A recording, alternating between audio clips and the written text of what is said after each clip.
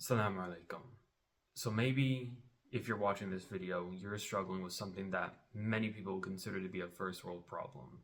Um, Anxiety about making friends, struggling to find a spouse, work troubles, whatever it is. And you might have heard from some other people in our faith that, you know what, you think you have problems like the Sahaba. Many of them were tortured, or you look at the poor, like at least you have a house, or like your problems aren't that big, or you probably heard and know what I'm talking about. And this is something that I want to address today because you aren't like the Sahaba, and you're not like those legends who you've heard about who walk through like 100 miles through fire and ice or whatever it is.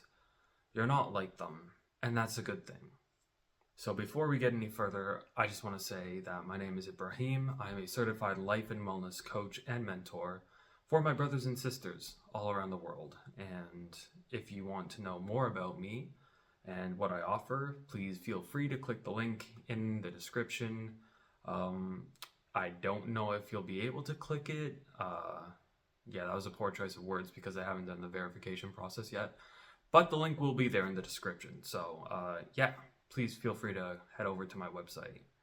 Anyways, so yeah, maybe you have been in a situation where you're trying to go to somebody for advice or for comfort and reassurance, and the response that you get is one of those like, oh, you think you have problems, or your problems are not that big, or there's others who are suffering so much worse than you. Like if you're the one saying that your problems aren't that bad, or any of that type of statement, I can almost guarantee you that the person that you're speaking to has already checked out, and they're not listening to you, and they're not going to absorb with like full respect what you're saying to them, because that's how you made them feel. You didn't make them feel respected or valued. And this is kind of a tangent, so I don't want to get too far into it. We can speak about it later in another video, inshallah. But the reason why I'm bringing this up today is because of one question. Does Allah make mistakes? Obviously not. Like we don't really need to think about that.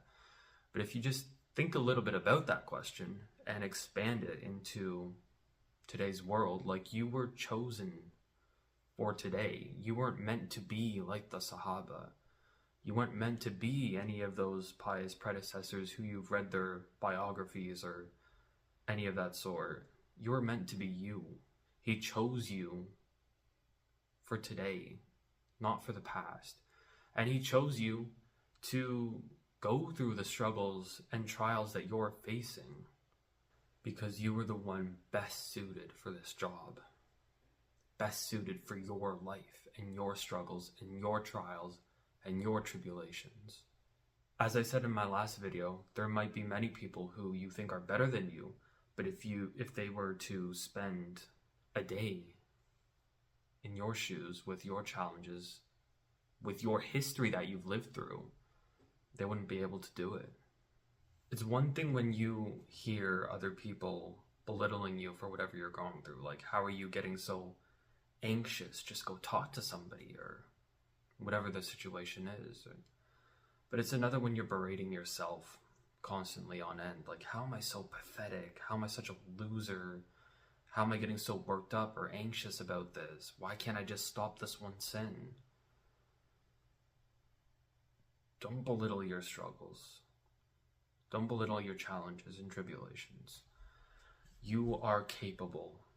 You're not a mistake. You were chosen to live your life. Allah has honored you by placing you in today's world because you have capability to handle whatever is in front of you, to be a difference maker in this world. All you have to do is believe. Till the next time, Assalamu alaikum.